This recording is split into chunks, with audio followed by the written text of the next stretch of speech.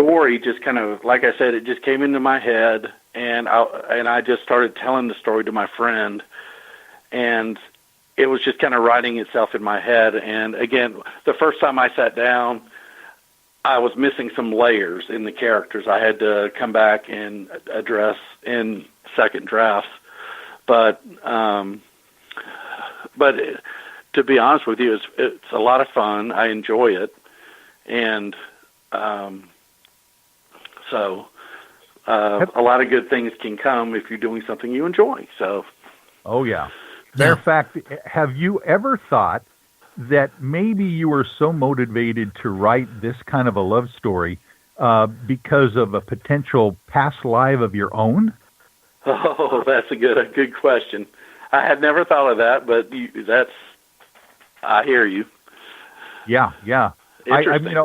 I just know that we are motivated by sometimes unconscious things that seem to kind of have overarching repercussions in our own lives for some reason. And like your mother was saying, that you come from a family of writers, and potentially that is an inbred skill that you have always had. And of course, as a lawyer, you would have to learn how to write very well, to explain what's going on in any given case.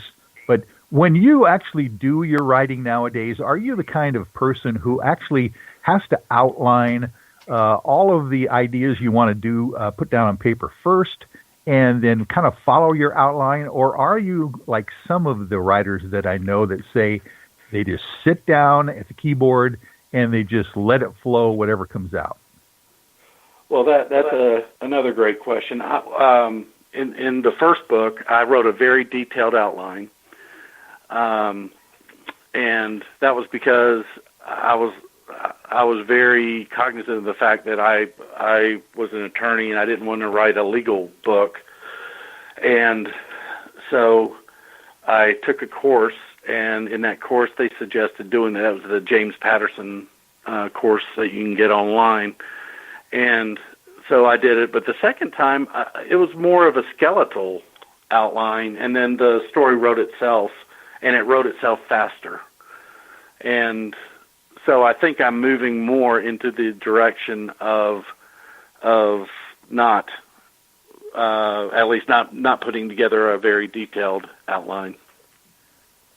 Yeah, it sounds like maybe you get more satisfaction. Matter of fact, a lot of people have told me that writing for them is actually very therapeutic for their own purposes. I agree with that too, because I really enjoy doing it. The first book I just really enjoyed writing, and it just I did it at night. It was I still obviously have my day job, and so I do it at night and then on weekends, and I thoroughly enjoy it. And second book, I enjoyed that one as well. So, yeah, I would say it's been therapeutic for me as well. Now, I have a question about movies. Have you sat and watched some of these older movies about reincarnation, like Audrey Rose? It was done in 1977 with Anthony Hawkins, where his wife and daughter were in a car accident. And the daughter burned up alive in the car, and she was reincarnated with another family. And it shows what he tried to do with the other family, to try to, help the girl and to prove that reincarnation really is real. I have not seen that. What was the name of that one? That's Audrey Rose. It was done in 1977. Okay, no, but I'll definitely take a look at that one, because I like I said, the two we mentioned earlier, I definitely had seen, but I've not seen Audrey Rose. Well, then the other one was Chances Are in 1989, where Robert Downey Jr. stars in a romantic comedy about reincarnation. I have not seen that one either. Yeah. I mean, I actually, the first one I talked about, I just watched it this past weekend, and it was really, boy, it just kept me glued to the TV. Not so much, being far-fetched, but it showed what happened when he lost his family, and this girl started remembering things about a past life, and then he found out about it. And, and he's tried to step in and tell the parents that their child was reincarnated from his child. And it just went on to even where the psychiatrist and all that stuff put her under and hypnotized her. And it just was really interesting. So I recommend anybody out there, that's one movie they should really watch, especially with children, reincarnations. Right. Yeah, I'm definitely. Yeah, you've got my curiosity up, so I'm definitely going to watch them. Now, how about you, Michael? Have you seen that one? I have not seen that, but Audrey Rose, that is a very famous film. Oh, yeah. And, of course, any film with Anthony Hopkins in it is worth watching just because of Anthony Hopkins. I can imagine that he would just be excellent in a role like that, trying to explain how this past life was reality. He's one of my most favorite actors out there, of course. And I'd like to ask Richard as well. I know that some writers say that there is something that just surprises them when they are into their manuscript and relating the story. There is something that just pops out in the characters or in the storyline that is something they could never have thought about ahead of time. It just kind of flows. Is there anything in your books, either the one or two, that kind of was very surprising to you when it actually hit on the paper? I think that has shown up in some of my character development of in the second book. There's a character in there who ends up being kind of the hero, and I think that was one that I had no idea when I started how I was going to deal with that, but it just, that's how the ink came off the pen. And so for me, that was a surprise, just how that character developed in the second book. The first book, I had that pretty well. Like I said, I did a very detailed outline, and I think I had that story kind of wrapped in my head, and I went ahead and put it on paper. Yeah. I didn't have many surprises on that one, but the second one I did. Now, I got to ask you a question. When you come up with the story and stuff, how do you psych yourself up for the story? I mean, to write. I mean, did all the people out there, that are thinking about writing a book or whatever, I mean, did you do a lot of research first and then try to match it all up in a story, or did it all just start flowing out of your head? Well, I've done a lot of reading, but really it just started flowing out of my head in that the first time, Love After Life, I just said, I'm going to set that in my hometown and then have it go other places, and it just kind of, like I said, I had a very detailed outline. It kind of flowed out, and the second story,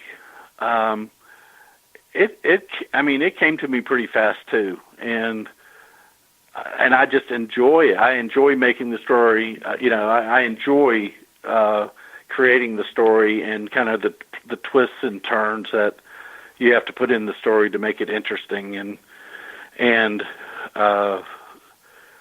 so I mean, I just enjoyed it so much. I think that's what psyched me up for it. I was just like, oh, I have another topic, another that I want to write about. Yes.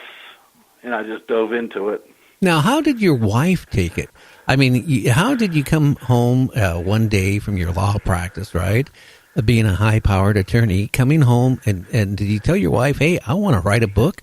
Or how did you even tell your wife that you were in the process of wanting to write a book? she just saw me writing one day, and I think my kids too, and I think it's kind of it's just the kind of thing I just had to do because.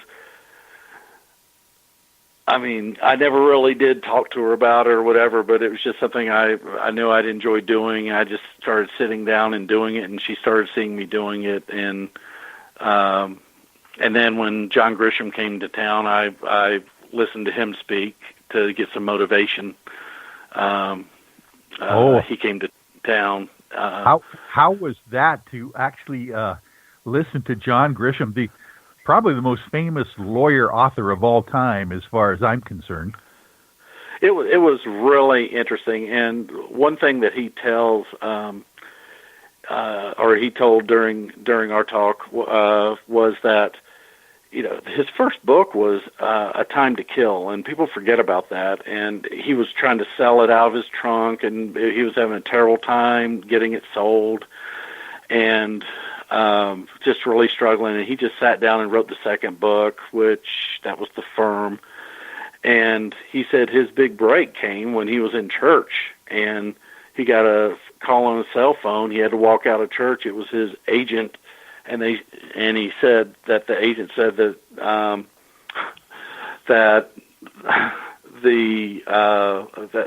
somebody wanted to make a movie of The Firm, and I think John Grisham said, well, how much are they willing to pay or whatever? And they said $600,000. He said, well, why are we talking about this? It was like, sign me up. Why are we talking about this? And why did you even have to call me? Exactly. And he said that was his big break. And, now it's interesting because A Time to Kill is his number one bestseller. And The Firm did great. Pelican Brief and others have done great, but he tells that story to motivate young writers to remember that the first book is not easy to get off the ground for anybody, and there's some luck involved, and and his luck came with The Firm. Now, a question here. We got my chats up, and Marty is asking, how hard is it to get out of your legal mind to write a book? I mean, you hear your whole life is revolving around legal briefs and writing up legal contracts and legal this, legal that.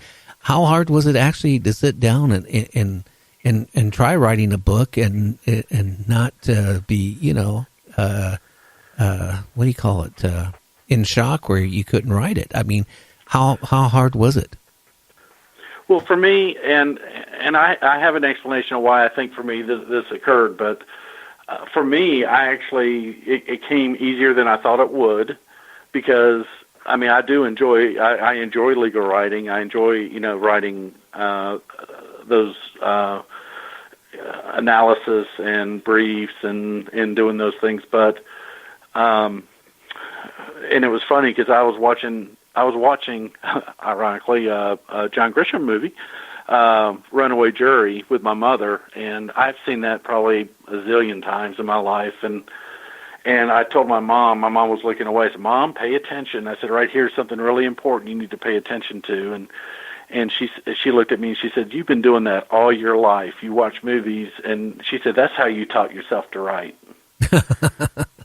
Well, and she's convinced that that's how, in my mind, but for me, I do realize that you can't write like a lawyer and sell general fiction.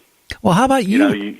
How about you, Michael? You wrote a book, at least the one you gave me, and I was reading that. I mean, how hard was it for you to sit down and write a book and not trying to put legal words in it where, people wouldn't understand what you were saying? Well, that's a great question for me because, and maybe Richard will relate to this. I remember the very first day in law school. I'm sitting there in my constitutional law class, and our professor decides to give us all a general personality test. And so we all answer these questions, and then he gives us an anonymous number and plots us up on the board in the